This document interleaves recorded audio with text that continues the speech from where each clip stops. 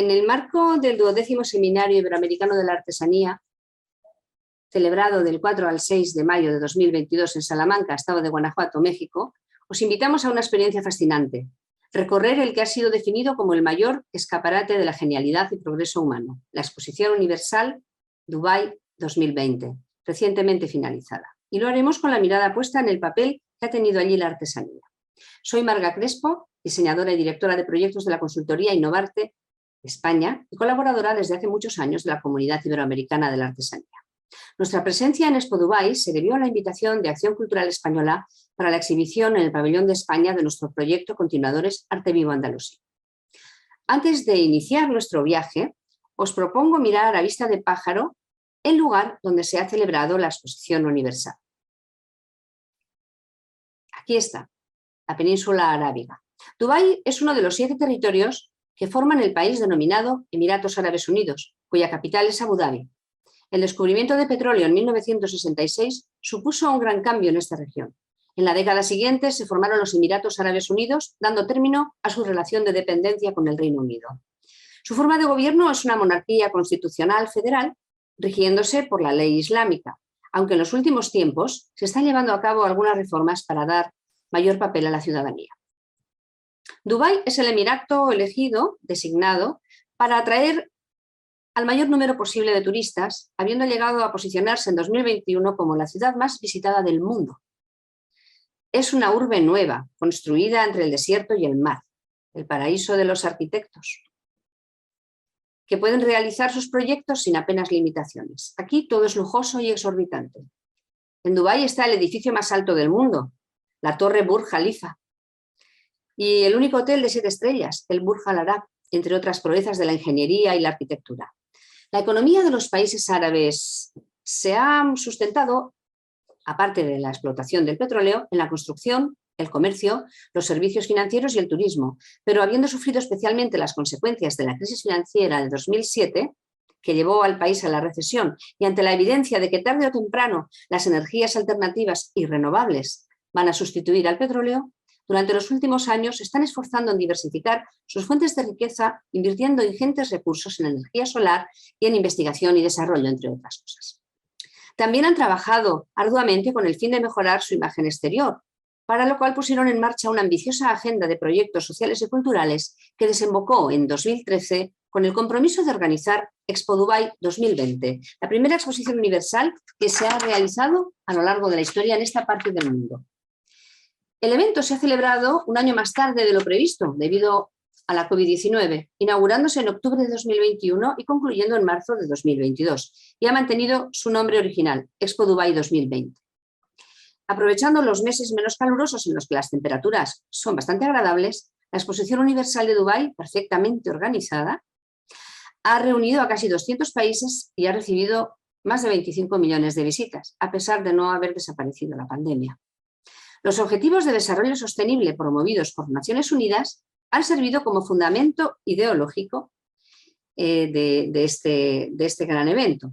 Como sin duda recordaréis, antes de declararse la emergencia sanitaria, el cambio climático figuraba en el primer puesto de las preocupaciones de la sociedad, por lo que no puede sorprendernos de que haya sido este el sujeto principal, tanto en la concepción y diseño de las instalaciones como en muchos de los pabellones de los países invitados. El recinto deslumbró con los más vanguardistas edificios e instalaciones en los que la iluminación LED y las innovadoras tecnologías han jugado, como veremos, un señalado papel.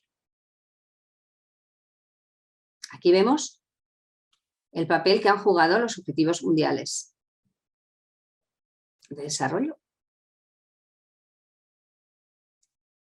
y que el evento ha pretendido, como os decía, antes de la pandemia, atender sobre todo el tema de la protección del medio ambiente y del calentamiento global.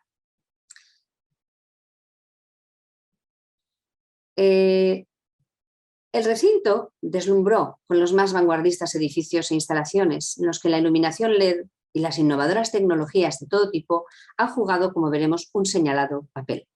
Aquí estamos viendo, a vista de pájaro, también el enorme recinto de la Exposición Universal, que remeda una flor de 3 pétalos, en cuyo centro brilla un gran domo traslúcido, Al Wash Plaza, proyectado por el arquitecto argentino Alejandro Stocchetti. Wasl es el nombre árabe histórico de Dubái y significa la conexión, que junto con la palabra plaza, así en español, forman el nombre, Al-Wasl Plaza, la plaza de la conexión. La cúpula es el domo sin apoyo más grande del mundo. Durante el día protege del sol y por la noche se convierte en una pantalla gigante para proyecciones inmersivas de 360 grados. La experiencia, os lo aseguro, es impresionante. El contenido de las proyecciones se distribuye entre los efectos de luz y color y un documental que ensalza la historia de la dinastía reinante. Aquí lo estáis viendo. De la misma forma que la Tour Eiffel se convirtió en el emblema de la Exposición Universal de París de 1900, Al-Wasl Plaza está llamada a ser el símbolo de Dubái. Hacia la cúpula confluyen en diagonal las avenidas de circulación del recinto que llevan a su vez a los tres distritos principales, uno por cada extremo de la flor: movilidad, sostenibilidad y oportunidad, en sintonía con el lema de la exposición, conectando mentes, creando el futuro. El resto de los espacios está ocupado por parques con distintas y espectaculares atracciones.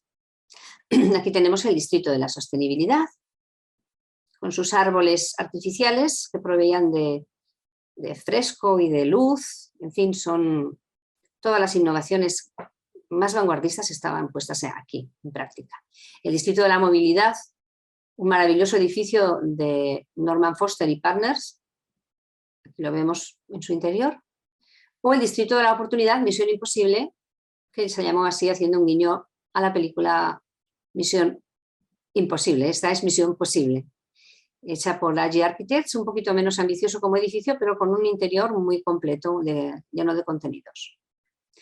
Esta fuente del agua que veis aquí es seguramente el sueño ancestral hecho realidad de estos pueblos nómadas del desierto. Aquí tenemos al presidente de Dubái y principal promotor de esta exposición. Esto era una enorme cascada que permitía al público sentir la sensación de estar pues casi en Iguazú, ¿verdad? Pero sin embargo apenas se mojaba uno, refrescándose. Vamos a ver a continuación algunos de los más destacados pabellones. A la derecha os he puesto el distrito concreto en el que están ubicados. El pabellón de los Emiratos Árabes, país anfitrión, fue obra de Santiago Calatrava, el de mayor tamaño, y su diseño se inspiró en el vuelo del halcón, el animal símbolo del país. Son grandes cetreros los árabes. El techo, aquí lo vemos, es como, en estos momentos es un halcón posado, pero su techo es una estructura móvil, toda su cubierta, compuesta por 28 alas en fibra de carbono que se podían abrir completamente en solo 3 minutos, con luces, con juegos de luces, de movimiento. Los contenidos, aquí lo veis, desde otro ángulo, los contenidos eran más discretos que lo que es el edificio y mostraban de forma siempre con soportes digitales los logros y proyectos futuros de Dubái y de los Emiratos Árabes, del resto de los Emiratos. Aquí tenemos otro, que tiene mucho que hablar también, el del Reino Unido. Uno de los que mejor expresaron los valores del distrito de la oportunidad fue el pabellón del Reino Unido, dedicado exclusivamente a una idea basada en uno de los proyectos finales de Stephen Hawking. La pieza fundamental es una estructura escultórica de madera que celebra la diversidad cultural y la colaboración, creada por la artista y diseñadora S. Devlin. Se pedía a los visitantes que ingresaran, aquí lo vemos, una palabra, y usaba algoritmos avanzados de aprendizaje automático para transformarlas en poemas colectivos que después se leían a razón de 1 por minuto en las pantallas luminosas. Aquí vemos el pabellón de Suiza. Su cubierta inclinada era un enorme espejo que reflejaba el color intenso, rojo intenso de la alfombra, un guiño a la bandera del país. El público, con su movimiento, se convertía en el principal artífice del espectáculo, sobre todo cuando les daban paraguas blancos. El Reino de Arabia Saudí presentó el segundo pabellón más grande de la Expo, después del país anfitrión. La base inclinada en enorme voladizo y totalmente espejada, similar al de Suiza, ofrecía experiencias sensoriales que cambiaban a cada momento del día y de la noche. A nuestro criterio, si os fijáis, se parece algo al de Suiza, por el inclinado, por el espejo, y también al de Reino Unido, pero aunque este era mucho más espectacular porque era enorme, realmente al final, al carecer de un concepto o un discurso narrativo comprometido de alguna forma, pues se convirtió en un gran espectáculo visual. Finlandia deslumbró, a pesar de su sencillez, por estar lleno de encanto.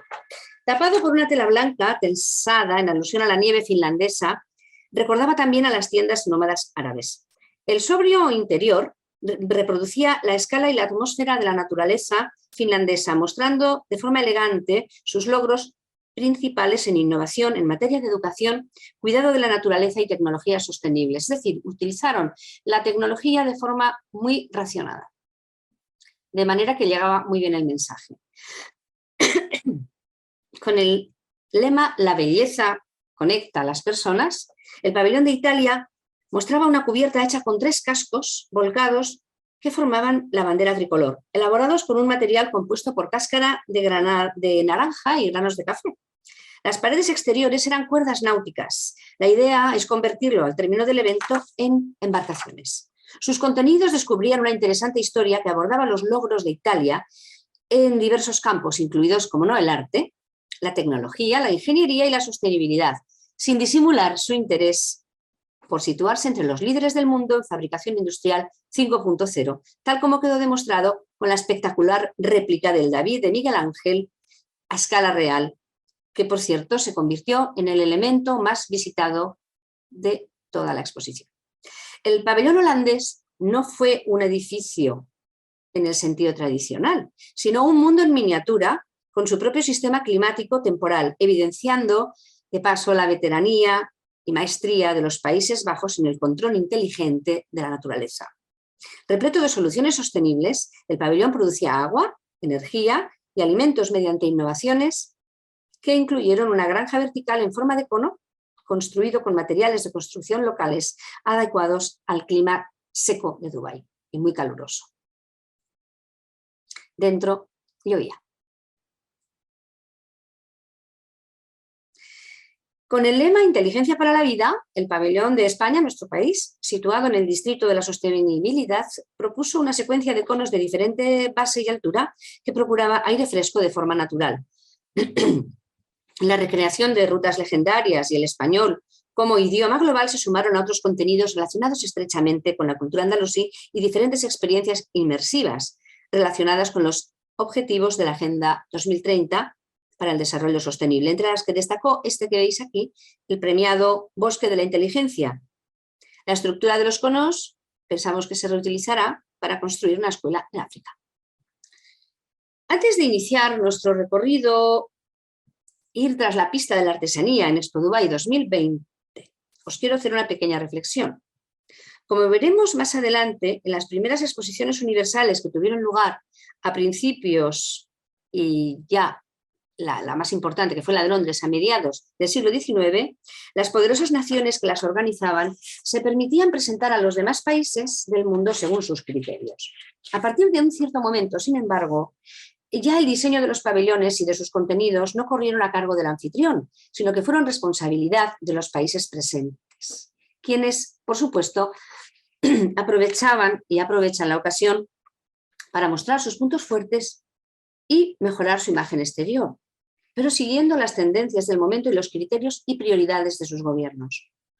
En nuestra investigación sobre la presencia de la artesanía en Expo Dubai 2020 veremos que algunos países que en la mente de todos aparecen como grandes productores de artesanías optaron por dejarlas en casa y apostar por otros temas, la arquitectura, bioclimática, las energías renovables, el diseño, el turismo. Por supuesto, cada país expuso lo que entendió más conveniente, teniendo en cuenta sus intereses económicos y sus prioridades, por lo que nosotros nos limitaremos a observar y analizar de forma respetuosa el tema que nos ocupa, la artesanía, pero en ningún caso vamos a entrar a valorar sus elecciones y sus decisiones.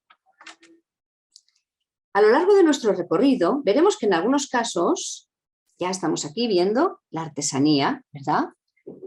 Esto que veis son las primeras pistas de lo que veremos a continuación. Los motivos, símbolos y colores de los productos artesanales tradicionales que forman parte de la identidad cultural de los pueblos han servido a los diseñadores para crear las fachadas de los pabellones o la imagen gráfica. Hay países, destacando los latinoamericanos, en los que se ha expuesto y se ha vendido en los pabellones, llevándose a cabo demostraciones en vivo con gran éxito de público. La artesanía ha sido la protagonista en los desfiles de moda, en todas sus tendencias y y versiones. Moda slow, moda étnica, sostenible, responsable, alta costura. La artesanía estaba ahí, en la moda. Y en algunas, también la artesanía, en algunas exposiciones muy importantes de las que se han celebrado fuera del recinto. En estas actividades han participado las embajadas que están en los Emiratos Árabes. O sea que ha habido un programa paralelo, como suele ser habitual en este tipo de evento, y ahí la artesanía se ha visto casi más. También hemos visto que un elemento tan artesanal como el telar, lo estáis viendo aquí en la segunda fila, donde pone Samoa, ¿verdad? Esto luego lo veremos más grande. Esto es una idea muy interesante, os la comparto, porque los elementos de señalización se han inspirado en los telares, se han hecho como grandes telares. Por último, pero no menos importante, hemos constatado la importancia que tiene este sector de actividad en los proyectos de desarrollo económico y social, en los programas que se han llevado a cabo de forma paralela en esta exposición.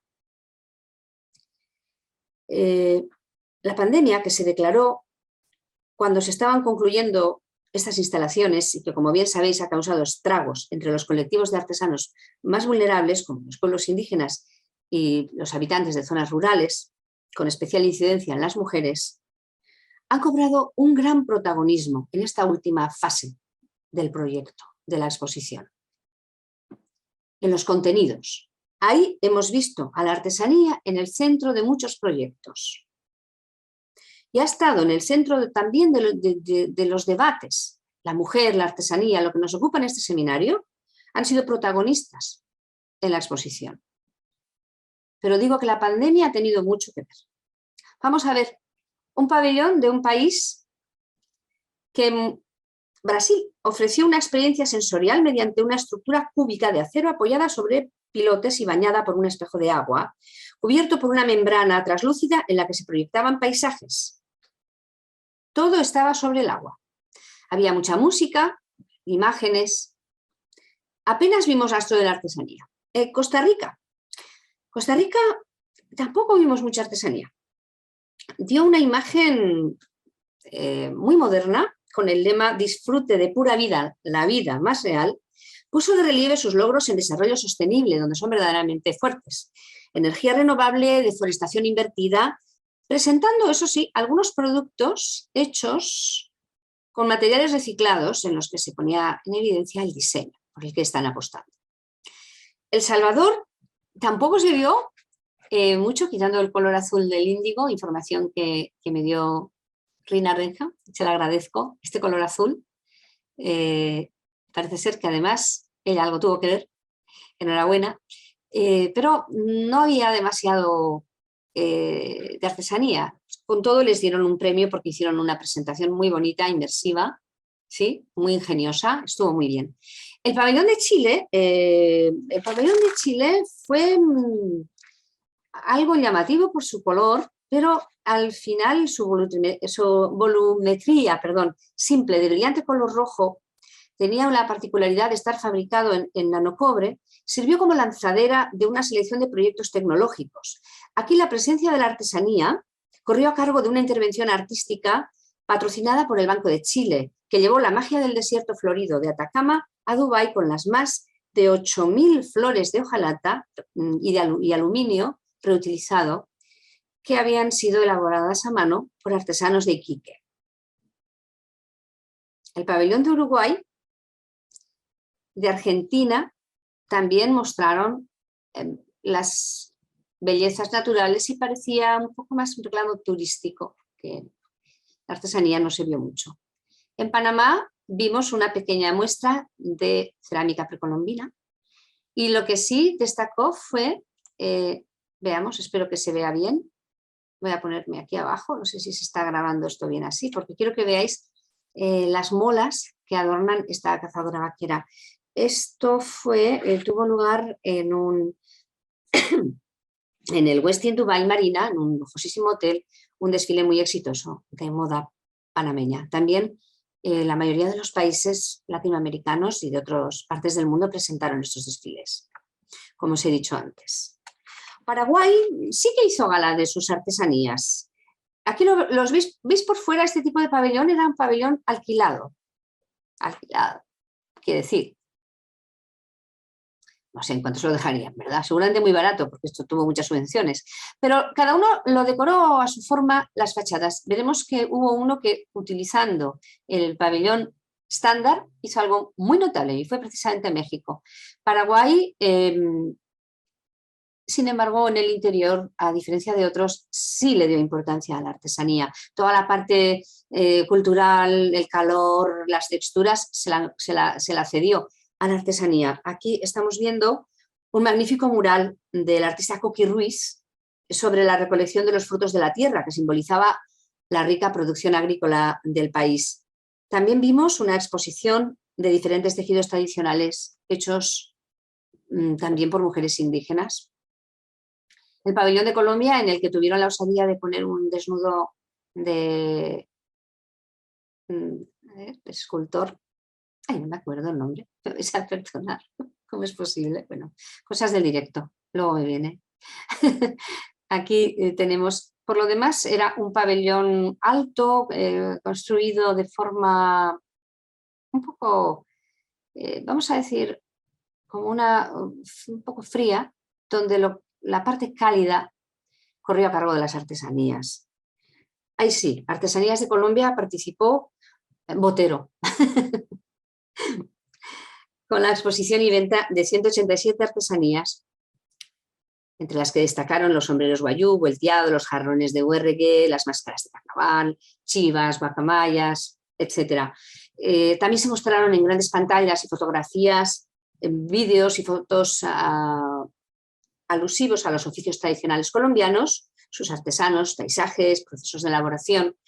Y prácticamente, como os digo, el pabellón, si tenía algo de colorido y de color, era por las artesanías, estaban bastante bien distribuidas por todos sus espacios. Con el apoyo de ProColombia, unos cuantos artesanos destacados viajaron hasta Dubái e hicieron también demostraciones. Llegamos a México, realmente llamó la atención. El lema Raíces de expresión e identidad, creación y creatividad, quedó muy bien reflejado.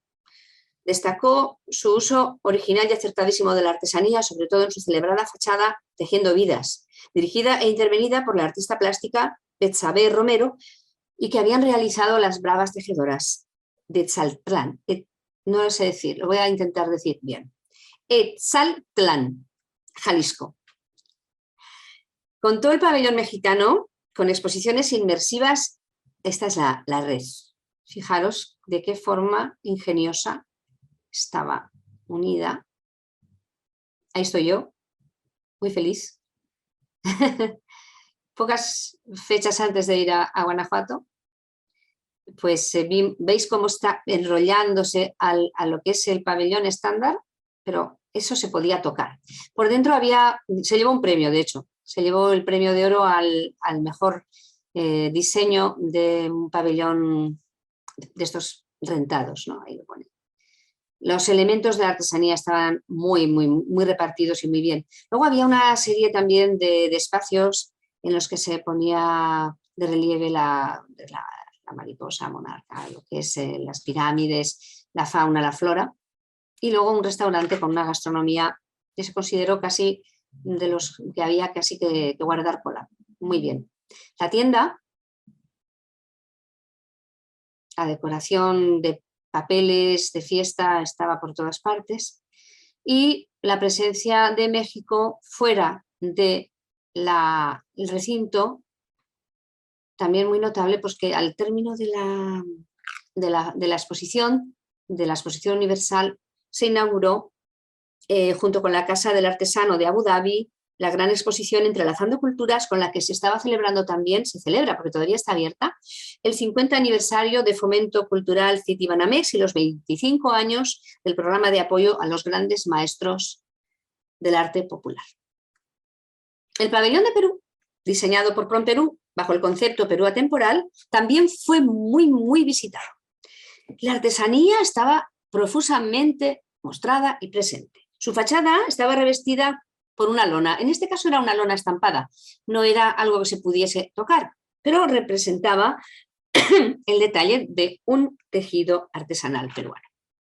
En el interior, aquí vemos la muchacha que atendía ya junto con las señoras de allá, ¿verdad? En su vestimenta.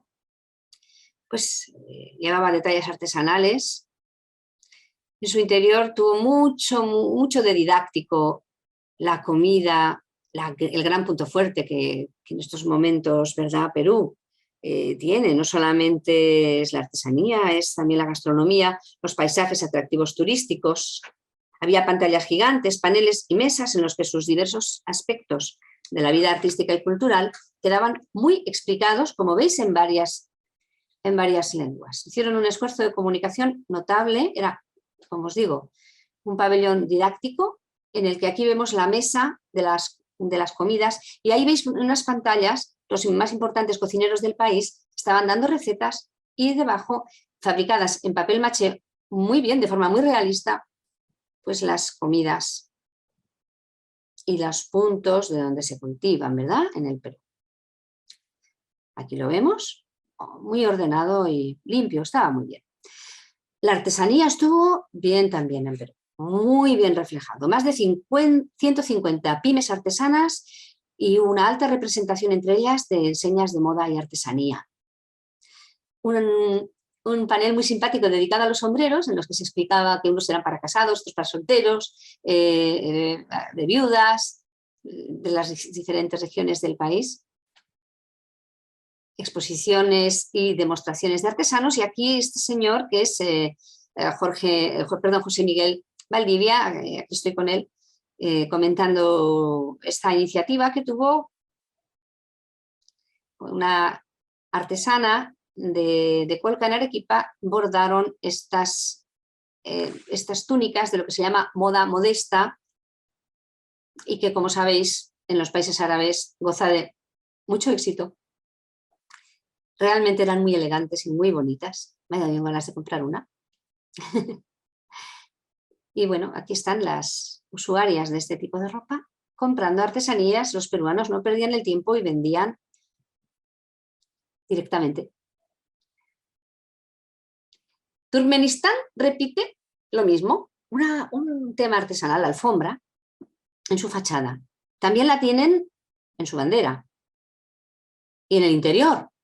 Realmente, prácticamente lo único que vimos fueron alfombras, juegos de luces y de colores con sus motivos. Aquí veis una utilización de las tecnologías, como os decía, de las luces LED, diferente a la de Finlandia, que está muy medido. Esto realmente era todo decoración y tal.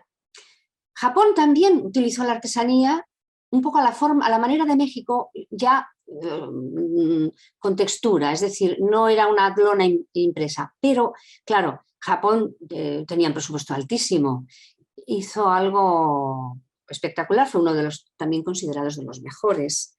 El pabellón de Japón tenía en su fachada formas geométricas tridimensionales que recordaban a los patrones tradicionales japoneses. Sonará el origami, claro, pero también los azulejos y otras formas de estrellas típicas de los arabescos del arte islámico. Y con esto ellos querían poner de relieve las conexiones entre ambas culturas. Vamos a un pabellón que, como no podía ser de otra manera, nosotros, como hemos trabajado tantos años en Marruecos, pues visitamos mucho y celebramos mucho. Fue este que veis aquí, edificado con una técnica tradicional de los bereberes, que es tierra apisonada. Tiene el récord mundial porque es la superficie más grande construida así. En el patio central, con esta técnica, os digo, bereber, en el patio central, aquí veis qué alto era altísimo. Este es de los que los van a dejar permanentemente. La Maison de l'Artisan, con la que hemos trabajado como 15 años, hicieron muchos desfiles de moda, exposiciones de artesanías, de alfombras, y aquí me veis a mí en la tienda muy contenta pues porque estamos viendo productos hechos por los artesanos con los que hemos trabajado y siempre da mucho placer ver que lo que has diseñado pues se vende, ¿no? Que al final es nuestro cometido. Vamos a Sudán, a África, un país que no es tan rico ni muchísimo menos como otros, pero que estamos viendo, hicieron una presentación muy digna. Compartían el gran edificio con México, cada uno tenía su parte, eso sí, ¿eh? Pero Sudán, pues lo que se vendió fue un poco como la tierra de las grandes oportunidades. Si os fijáis, veis aquí artesanías decorándolo, estaban en todo el pabellón, pero lo que nos interesó mucho fue ver que forman parte de proyectos de desarrollo. Esto es algo que tomamos buena nota porque lo vamos a desarrollar después. Estamos observando que prácticamente en todos los países africanos, muchos asiáticos y también algunos latinoamericanos, la artesanía está considerada una actividad fundamental para el desarrollo económico y social de la población. Aquí el visitante tenía oportunidad de comprarla hasta en la pequeña cafetería. Otro país africano, Angola, la verdad que nos sorprendió porque hizo hasta un pabellón. Aquí veis al fondo que está Perú. Bueno, pues imaginaros qué espacio con agua, con jardines. Angola la música es muy importante, tiene una industria importantísima, Senegal también, son muy buenos músicos, pero había artesanías repartidas de forma muy creativa por el pabellón, como esta exposición de elementos electrónicos hecha con chips, con cables y tal, y representaba, pues eso, como veis, máscaras, instrumentos musicales, hay de todo aquí. Termino este apartado mencionando que la presencia de la artesanía en el pabellón de España se produjo gracias a la exposición de continuadores Arte Vivo Andalusí, lo que constituye un motivo de satisfacción para todos los que formamos parte de este proyecto. Con el respaldo de Casa Árabe y de los responsables de Acción Cultural de España, ACEX, Innovarte presentó las artesanías, las obras de arte, tuvo mucho éxito la exposición y las proyecciones y los audiovisuales, ¿verdad?, que recogen el brillante trabajo de los miembros de esta red, los hombres y mujeres dedicados al estudio y difusión, producción y reproducción, rehabilitación e interpretación de los tesoros culturales que Al-Ándalus produjo, cuya raíz compartimos también con muchos países latinoamericanos y con Marruecos, con Argelia, y que aparecen perpetuados por artes y artesanías, tanto para la construcción y la decoración como para el disfrute del cuerpo, instrumentos musicales, obras de arte, etc. Bueno, pues allí estuvimos y os lo estamos contando. Os quería también mostrar esto, me llamó mucho la atención, y cerrar este tema de Tras la pista de la artesanía con las imágenes de algunos elementos de amueblamiento urbano que había en la exposición, inspirados en la artesanía, en este caso en el telar de Alto Lizo. Los paneles informativos y las farolas estaban hechos en esta especie de telares cuya urdimbre eran cuerdas. ¿Veis qué interesante? De forma que con un marco metálico y estas cuerdas se podían personalizar y modificar. No había dos iguales y sí recordaban con sus texturas en medio de tanta luz LED. Esto era algo muy amable, muy agradable y la mirada se dirigía automáticamente. Estaba muy bien pensado. Bueno, como sabéis, todas las exposiciones cansan mucho. Las ferias, las exposiciones agotan. Es tanto, es tremendo. Por eso vamos a salir un poquito y vamos a refrescarnos saliendo de este recinto para hacer un pequeño recorrido por la historia de las exposiciones universales y el papel que en ellas ha jugado la artesanía. Y esto nos va a ayudar para intentar pronosticar de qué manera en el futuro la artesanía también va a tener algo que hacer. Y de qué forma en esta exposición ya hemos empezado a ver indicios de una recuperación.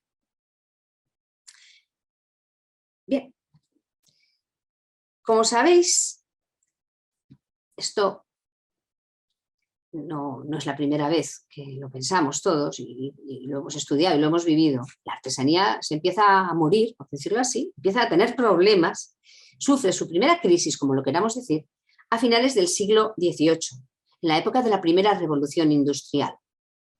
No fue, pues, la artesanía objeto de veneración en ninguna de las exposiciones universales, que eran impresionantes plataformas desde las que los países ricos mostraban al mundo los incesantes descubrimientos científicos y tecnológicos de la industria, junto a las maravillas naturales y artísticas traídas de todas partes del planeta.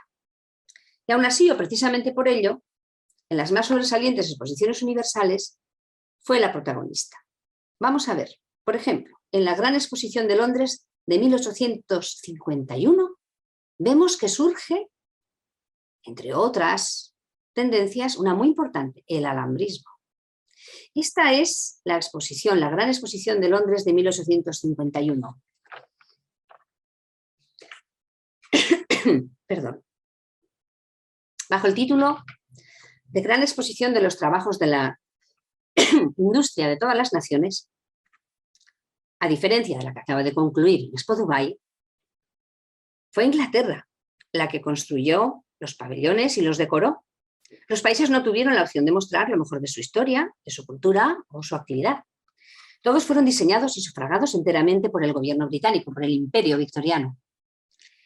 Un modelo que sería imitado durante las siguientes décadas en las demás exposiciones universales. España concretamente fue mostrada al mundo con lo que para los británicos del momento era lo más representativo de nuestro país. Mira, esto era, aquí tenéis por ejemplo, lo que se exhibía. No, artesanía no. Piezas de arte reproducidas por moldes, todo industria. Los coches todavía, los vehículos para tracción animal, como este Landau. Este señor Owen Jones fue un romántico, había recorrido España y había redescubierto la Alhambra de Granada, que la verdad la teníamos bastante abandonada en aquel momento. Owen Jones, paradigma, como os digo, del viajero romántico, se tomó un gran trabajo para reconstruir los colores originales con los que estaba pintado este edificio, maravilloso monumento, uno de los mayores, de los más grandes monumentos islámicos. Los tenemos en España, son la Alhambra, la Mezquita y la Giralda. Entonces, en Inglaterra se nos empezó a asociar con Oriente. Éramos el país de Europa más cercano a Oriente. Entonces, se le encomendó a Owen Jones la realización, aquí está la Alhambra, de este pabellón que gustó tantísimo que se mantuvo hasta que en 1930 y tantos terminó devorado por las llamas de un incendio, dando lugar al movimiento que se llama alhambrismo. Esto lo visitó millones de personas y cayeron subyugadas por estas bellezas y estas decoraciones, de forma que tenemos en América, encontramos muchas alhambras, muchos palacios y hasta, por ejemplo, la exposición iberoamericana de la exposición coincidente con la exposición universal de Barcelona se hizo en Sevilla. Vemos estos pabellones, el de México que no tenía precisamente nada de alambrista, sino que os lo pongo también para que veáis cómo ya en estos años los países se presentan como se quieren presentar. Y en este caso son con las culturas precolombinas. Pero nosotros, el pabellón de Marruecos que hizo Mariano Bertucci, el que era el pintor del protectorado, en aquella época la parte norte de Marruecos formaba parte del protectorado español. Lo demás lo tenían Francia, etcétera. Eran los últimos coletazos de los colonialismos, pero hizo una gran labor Mariano Bertucci por revitalizar la artesanía de Marruecos y la expandió por todo el mundo, el gusto este del alhambrismo. Aquí vemos, sin ir más lejos, el pabellón de Santa María de la Ribera de Ciudad de México. La Exposición Universal de París de 1900 vuelve a dar que hablar la artesanía aquí.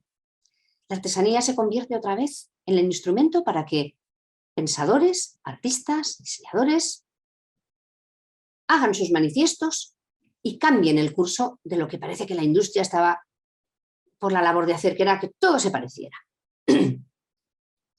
Sabéis perfectamente que esto es la línea lánguida. Aquí tenemos el triunfo del Art Nouveau. Esa es la puerta de entrada del pabellón, de la Exposición Universal de París en 1900. La Exposición Universal de París de 1900 fue seguramente la más grandiosa de todas las que se han celebrado hasta la fecha. En medio del triunfo de la arquitectura en hierro y cristal y de los mayores inventos de la historia de la humanidad, triunfa el estilo Art Nouveau, que había comenzado décadas atrás, como reacción al arte académico del siglo XIX y también como respuesta a la fealdad, a la pobreza formal de los bienes industriales de la época. Su lema fue: el futuro ya ha comenzado. El Art Nouveau valoró lo artesanal, aunque sin renunciar a los avances industriales, y aspiró a democratizar la belleza o socializar el arte. Para ello se potenció la idea de que hasta los objetos cotidianos deben tener un valor estético. Es patente su inspiración en la naturaleza. Se hicieron sobre todo extraordinarios envases de perfumes, joyas y muebles. También arquitectura bien caprichosa como la del catalán Gaudí. Estas lámparas Tiffany, y aquí tenemos un interior precioso, recorrido por esas líneas vegetales, entre libélulas, vegetales, flores. De nuevo artesanía. Y también aquí, pasados unos años, ya el mundo había conocido los horrores de la Primera Guerra Mundial. Y había una generación de jóvenes que habían sufrido mucho en el frente y de alguna manera en esos años, los felices años 20, en los que la mujer se había liberado ya del corsé, había empezado a conducir, hubo lugar muchos cambios en la sociedad. En 1929, el pabellón de Alemania de la Exposición Universal de Barcelona supuso el reconocimiento mundial de la Bauhaus, la escuela de diseño, artesanía, arquitectura, fotografía y arte, cuya importancia y trascendencia no vamos a hablar de ella porque es de todos conocida. En el manifiesto Bauhaus, Walter Gropius, su fundador, decía: arquitectos, escultores, pintores, debemos regresar al trabajo manual. Establezcamos, por tanto, una nueva cofradía, atentos, de artesanos, libres de esa arrogancia que divide a las clases sociales y que busca erigir una barrera infranqueable entre los artesanos y los artistas. Hay que lograr la recuperación de los métodos artesanales en la actividad constructiva, elevar la potencia artesana al mismo nivel que las bellas artes e intentar comercializar los productos que, integrados en la producción industrial, se convertirán en objetos de consumo asequibles para el gran público. Aquí tenemos el pabellón de Barcelona con la silla Barcelona. Bueno, no puedo decir más que dieron lugar a la arquitectura moderna, contemporánea, racionalista, la Bauhaus. Otra vista.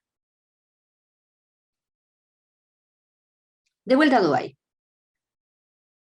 Vamos a terminar ya esta intervención contándoos, invitándoos a conocer primero un pabellón que me llamó mucho la atención, el pabellón de las mujeres, una de las apuestas más fuertes de la organización de Expo Dubái, cuyo lema fue Nuevas Perspectivas. Esto en un país árabe, te quiero decir que vamos, es muy necesario y tuvieron mérito las mujeres que lo prepararon y lo realizaron. El eslogan, el lema fue: cuando las mujeres prosperan, la humanidad prospera. Aquí me veis a mí, tuve la oportunidad de estar en uno de los eventos organizados por la impulsora Hind Aloways, así como de visitar el pabellón realizado por la joyería Cartier. Imaginaros Cartier cómo va a exponer mal. Van a ser siempre los que mejor comuniquen, ¿no? Cuando ellos están vendiendo joyas. En la Place Vendôme de París, pues en muy poco espacio es un espectáculo. Aquí trabajaron muy bien, la verdad. Se destacó el papel, los logros de las mujeres actuales y las del pasado, pero también los retos que aún nos quedan por superar. Os muestro esto para que veáis este gran árbol hecho con hojas de papel, y aquí detrás están los principales logros de las mujeres. Por ejemplo, las mujeres que se ocupan de del agua, a veces de andar kilómetros y kilómetros. Cosas que se dan por hecho que las tienen que hacer, pero no. Bueno, esperemos que esto traiga consecuencias buenas para todas. Aunque los últimos acontecimientos de Afganistán, pues la verdad no son muy esperanzadores. Esto que veis aquí es el plan, el futuro, lo que se pretende que sea este distrito. Se va a llamar Distrito 2020, el día que, bueno, ya ha acabado, como os digo, el 31 de marzo acabó. El enorme recinto se pretende que sirva como modelo para un futuro viable, estableciendo referentes sostenibles y constituyendo un legado para las generaciones venideras. Aseguran sus organizadores que van a mantener el 80% de lo construido y que va a seguir teniendo vida y muchos proyectos como este, que os lo señalo aquí porque es interesante, el programa para las personas y el planeta, que ha tratado de fomentar el intercambio libre y abierto de ideas nuevas e innovaciones, siendo diseñado para ayudar a reimaginar la economía global, colocar la igualdad, el respeto universal y la dignidad humana en el centro del progreso humano e infundir un sentido de responsabilidad para vivir en armonía y equilibrio con la naturaleza. Aquí tenemos una imagen de una de las avenidas en la que se exhiben en estas banderas los objetivos del milenio. Es aquí a donde yo quería un poco, para concluir, ir con vosotros a trabajar para el futuro, a pensar, a proponer, de momento a reflexionar. ¿Qué nuevos movimientos y tendencias pueden surgir a partir de esta exposición universal? ¿Jugará la artesanía un nuevo e inesperado rol en el futuro próximo? Pues vemos que durante 170 años las exposiciones universales han proporcionado una plataforma para mostrar las mayores innovaciones que han dado forma al mundo en el que hoy vivimos. Pero que la Expo Dubai 2020, aunque se ha propuesto continuar esta tradición, a diferencia de lo que sucedía en las anteriores exposiciones universales, hoy se centra menos en mostrar nuevos trofeos y más en el impulso hacia el cambio social y ambiental. En este escenario pensamos que la artesanía puede jugar una vez más un papel fundamental, ligado a los objetivos del milenio y a su relación con los proyectos de desarrollo. No tanto va a ser ya un instrumento para que los arquitectos y diseñadores hagan manifiestos estéticos nuevos, como fue el Art Nouveau, el Art Deco, el alambrismo. Se trata de que en este escenario es una gran herramienta para el logro de las metas que han inspirado estos objetivos.